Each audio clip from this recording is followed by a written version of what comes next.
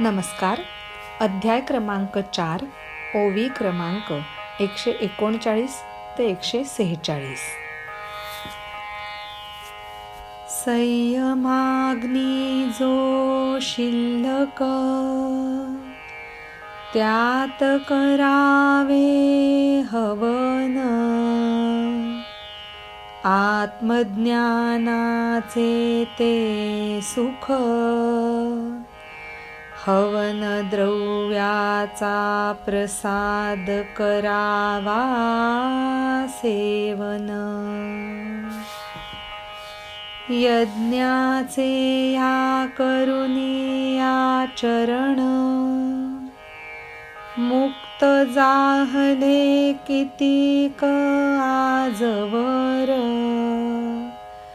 यज्ञक्रिया जरी भिन्न, फलप्राप्ती त्यांची एकच. काही समणती द्रव्ययज्ञ, तपरूप सामुग्रीने जे उत्पन्न.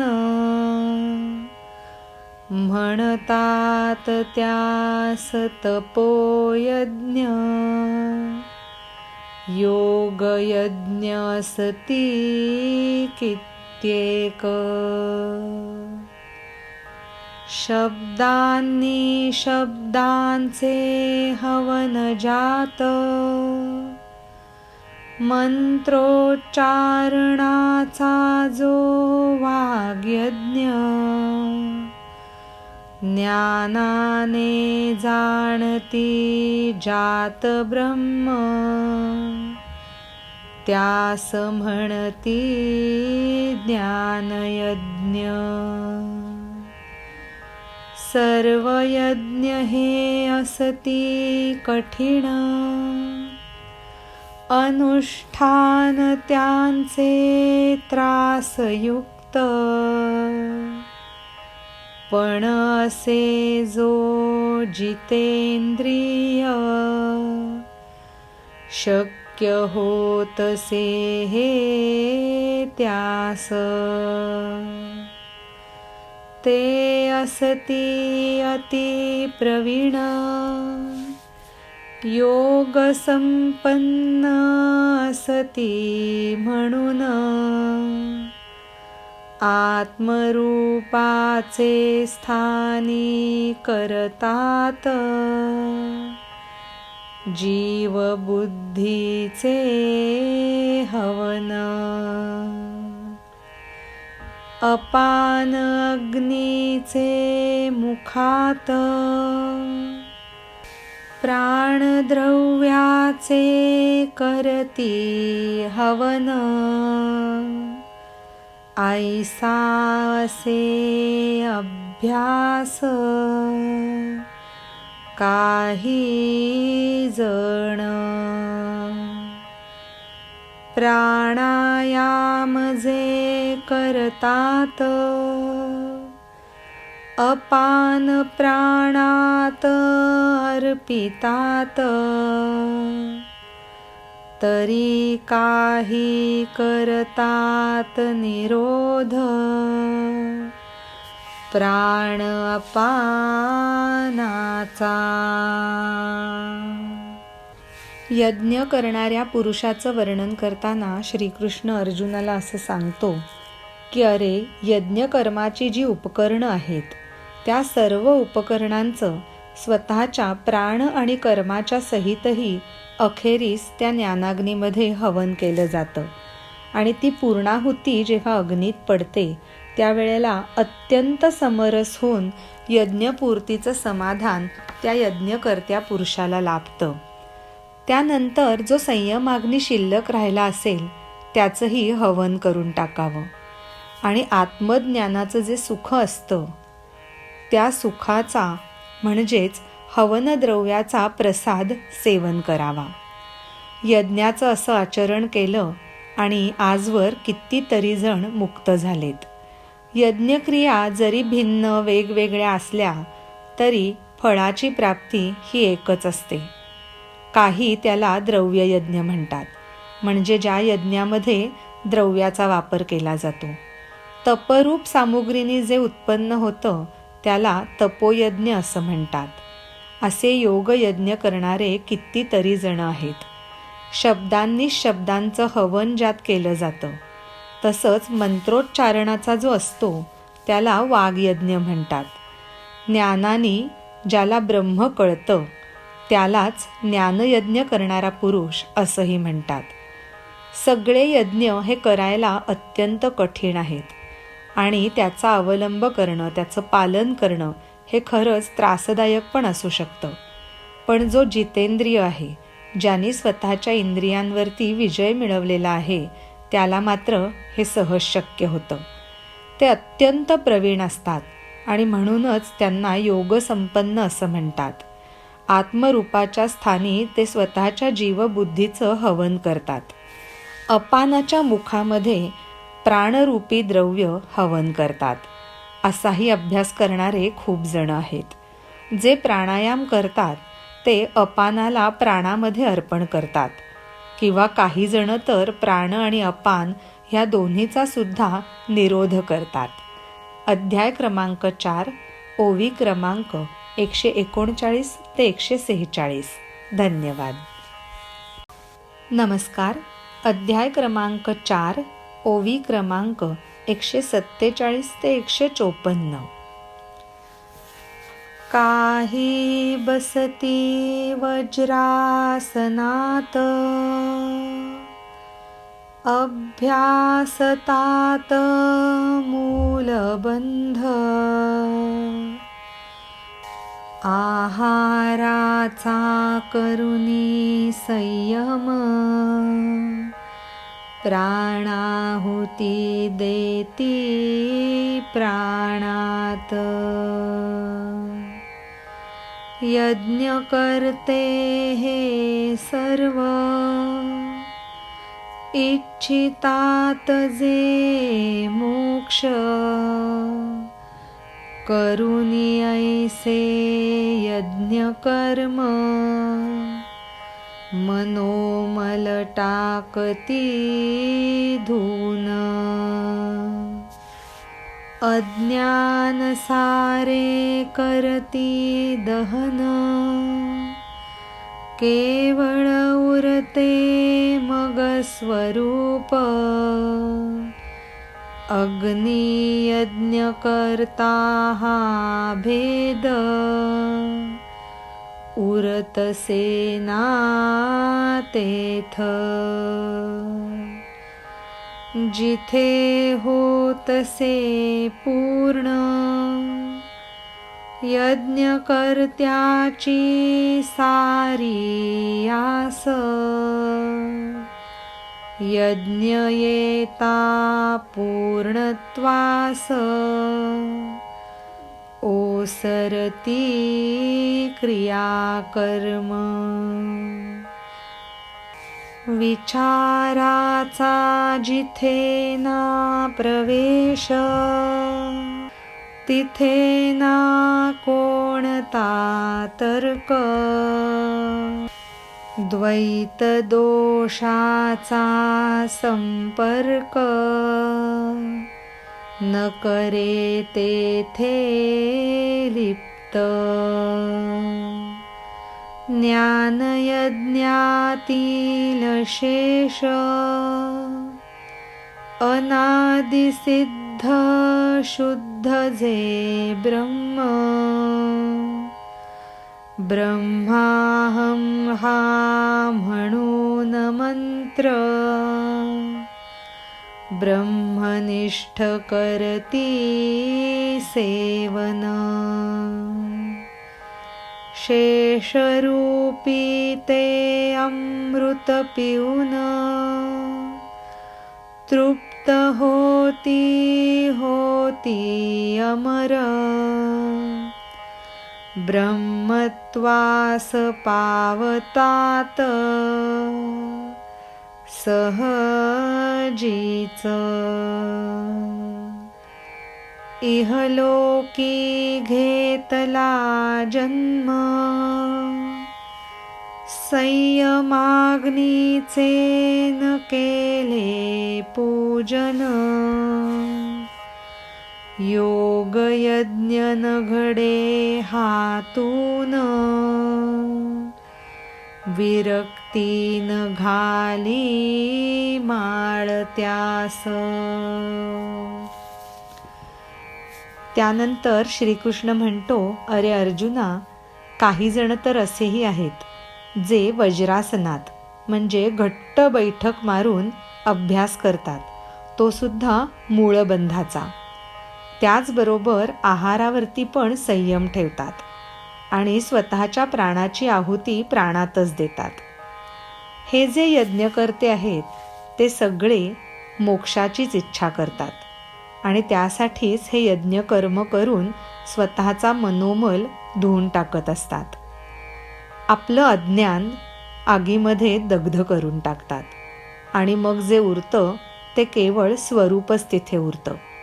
अग्नी आणि यज्ञकर्ता हा भेद तिथे मुळीच राहत नाही. जिथे हे सगळं पूर्ण होतं तिथे त्या यज्ञकर्त्याची सगळी आस संपून जाते आणि मग त्याचबरोबर सगळी क्रियाकर्म तिथे ओसरून जातात. विचाराचा मग तिथे प्रवेशच नाही होत. तिथे कुठला तर्क आलाय मग?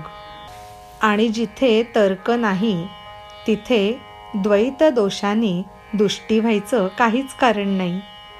ज्ञानयज्ञामधला जो शेष भाग असतो तो अगदी अनादी सिद्ध शुद्ध असं ब्रह्मच असतो. त्यावेळेला ब्रह्माहम म्हणजे मीच ब्रह्म आहे हा मंत्र म्हणत हे ब्रह्मनिष्ठ त्याचं सेवन करतात.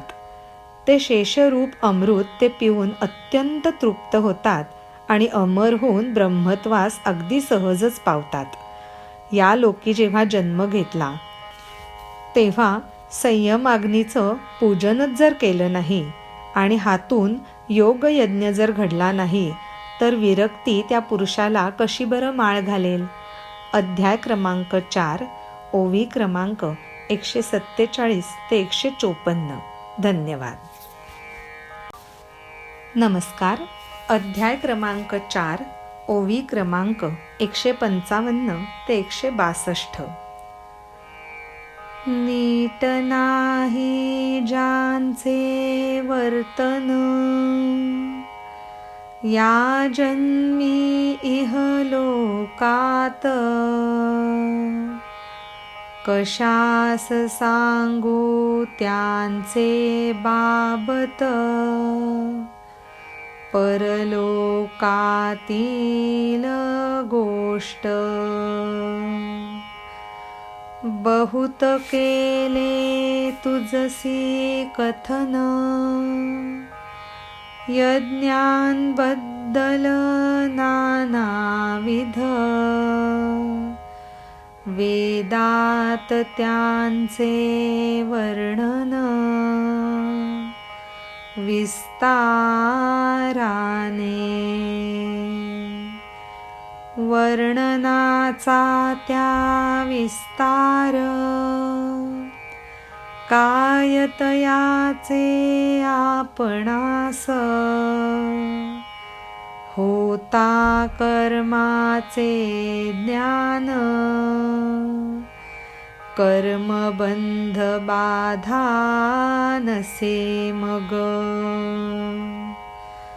वेद असती ज्यांचे मूळ,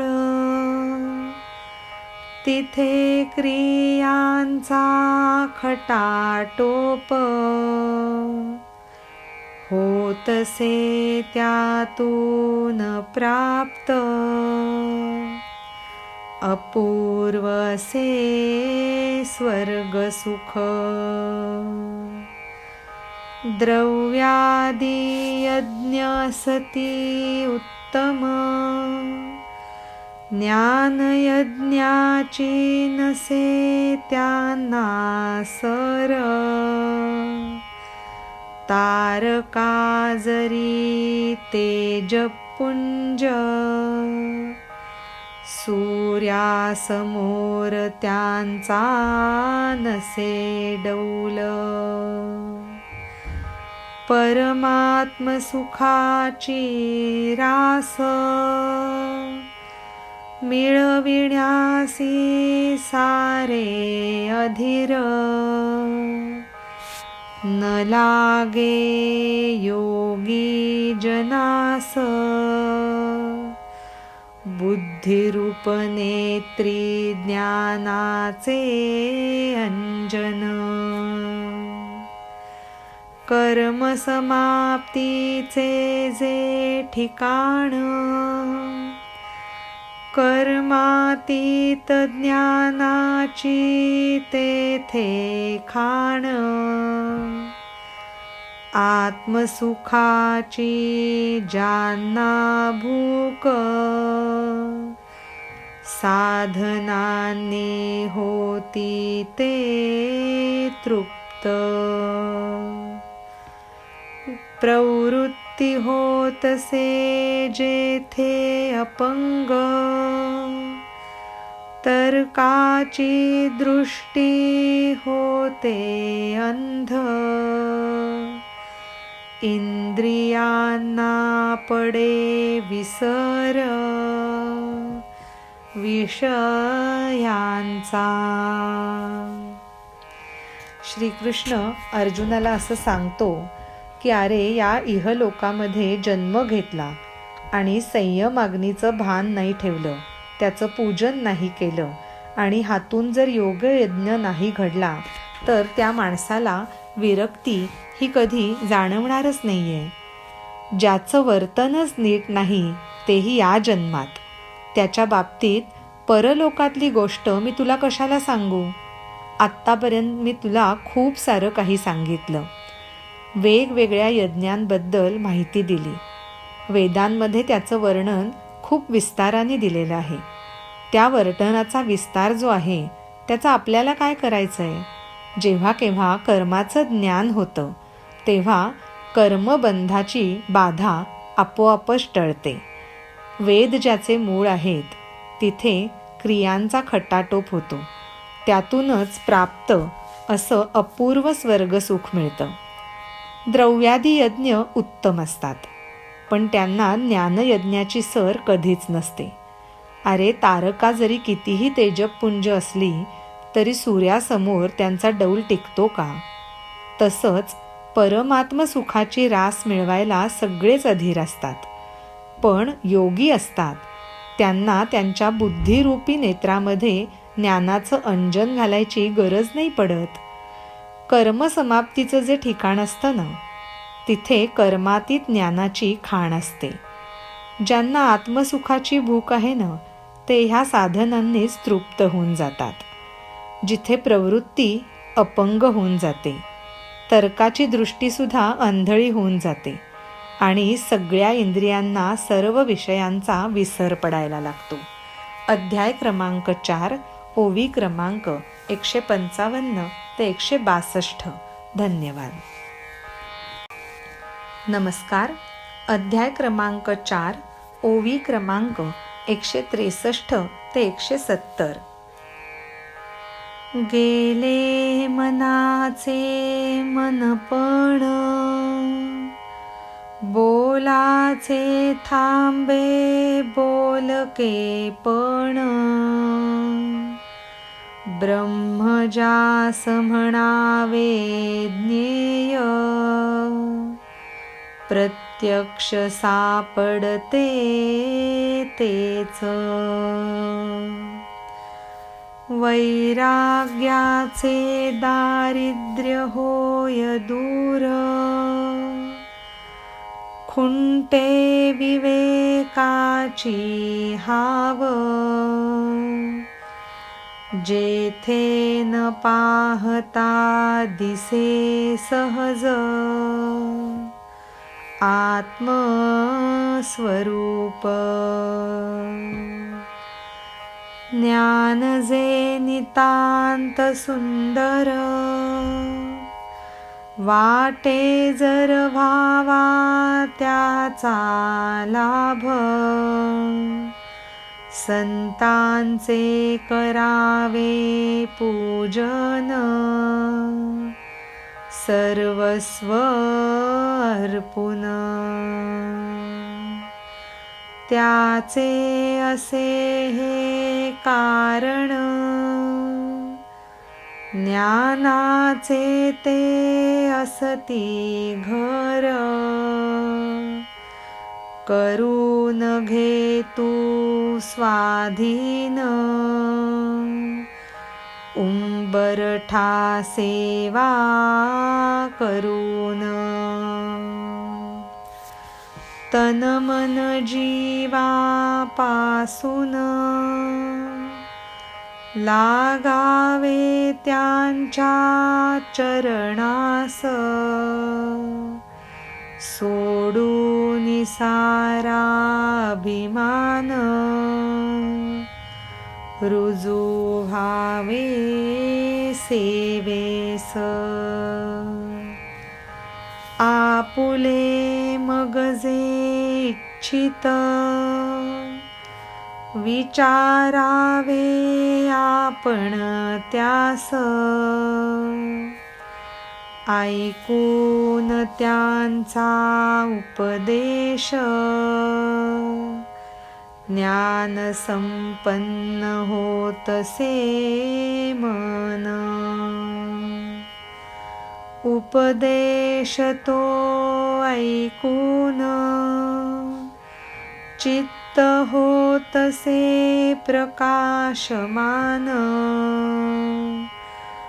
कुठे न त्यात भय,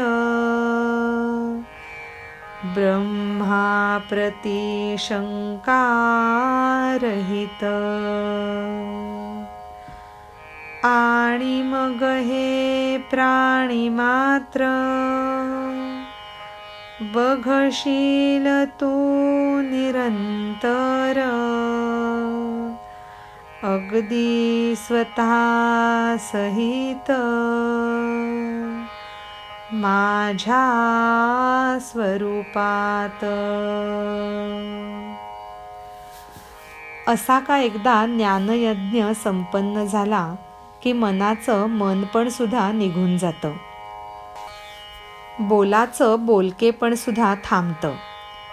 ब्रह्म जी जाणून घ्यायची गोष्ट आहे, म्हणजेच जे ज्ञेय आहे तेच प्रत्यक्ष तिथे सापडून जातं.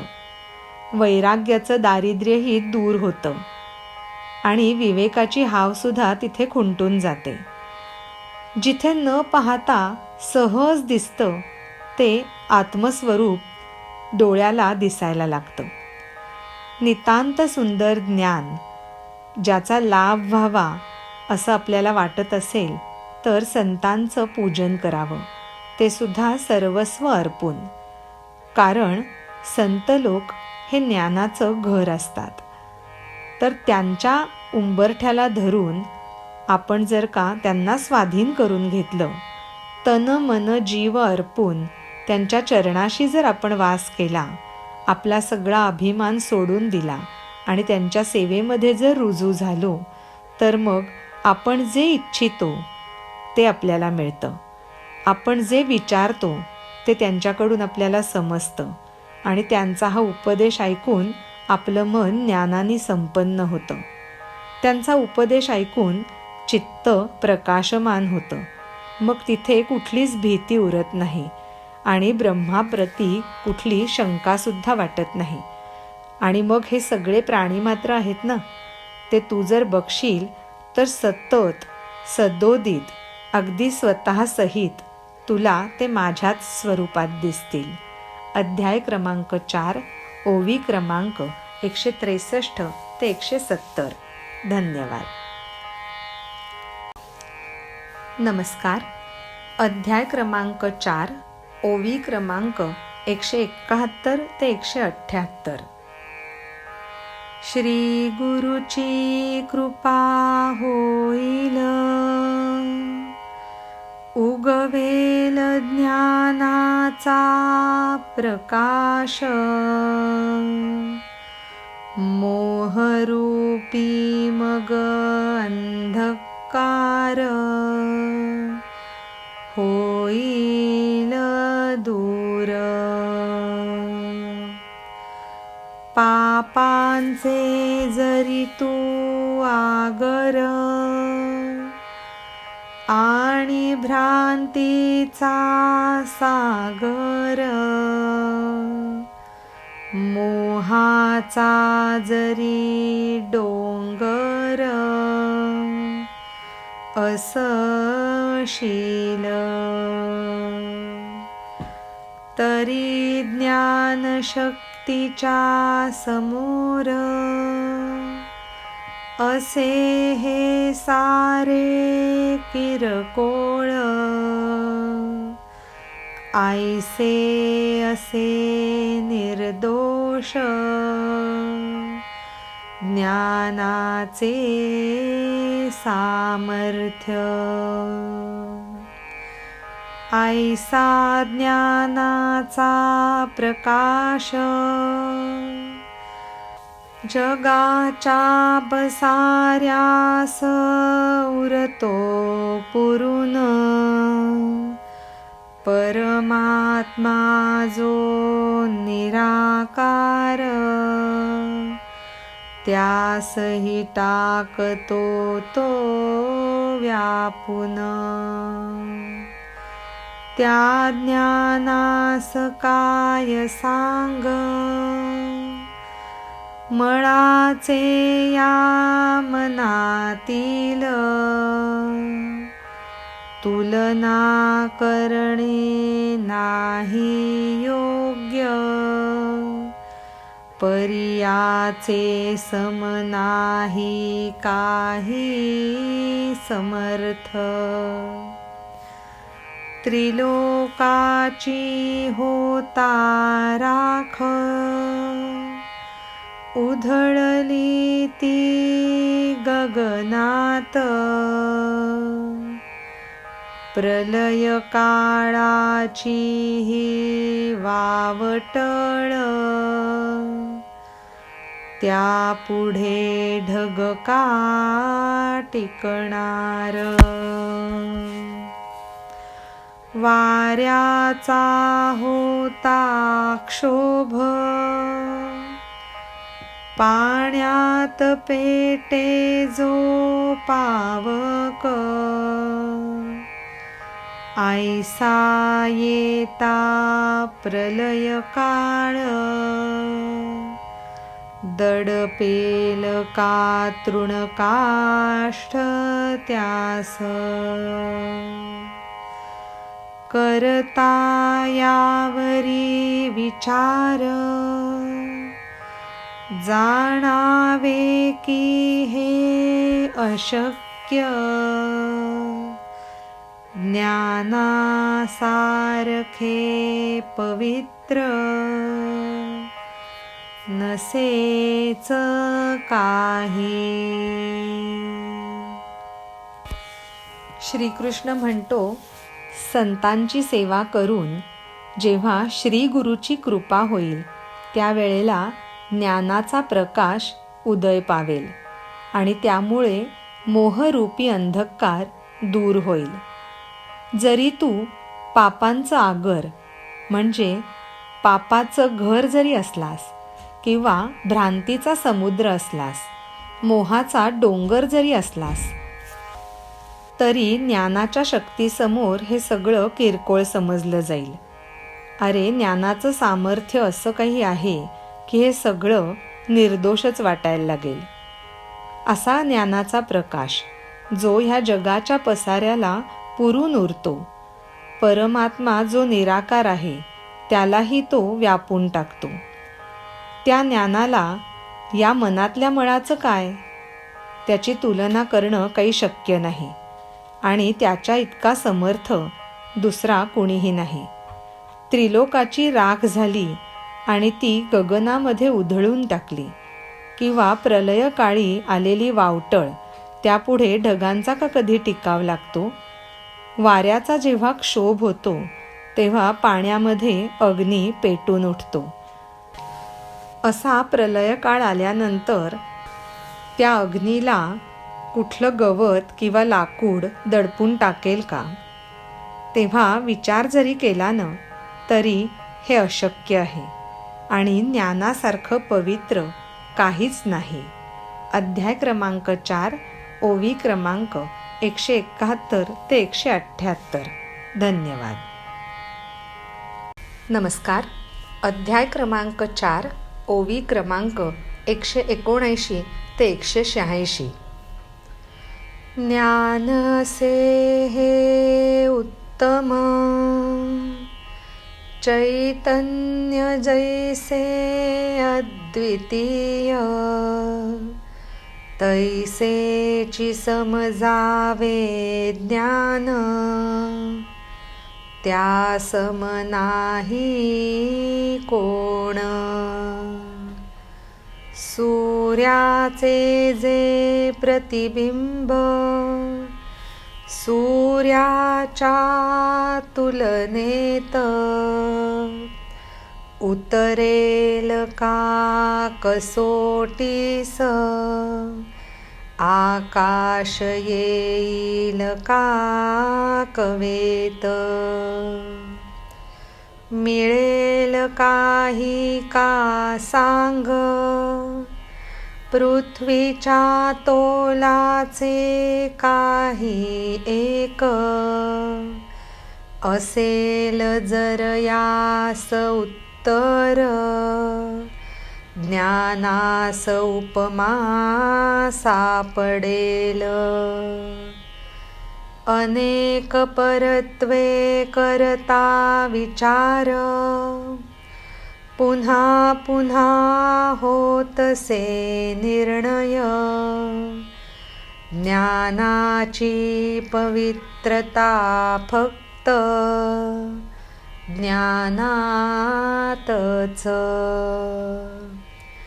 अमृताची कशी चव, अमृतासारखी हे उत्तर. ज्ञान तसेच निरुपम, ज्ञानाचीच उपमा त्यास. ज्ञानाविषयी बोलणे जास्त, म्हणजे वेळ घालवणे व्यर्थ.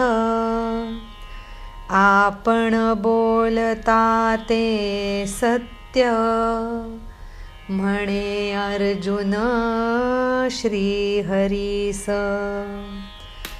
कैसे करावे हे ज्ञान प्राप्त, विचारणार अर्जुन इतक्यात.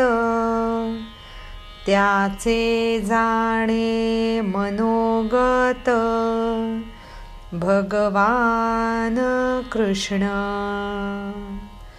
देव बोले मग अर्जुनास, ज्ञानप्राप्तीचा उपाय. करीतो मी कथन, ऐक तू लक्षपूर्वक.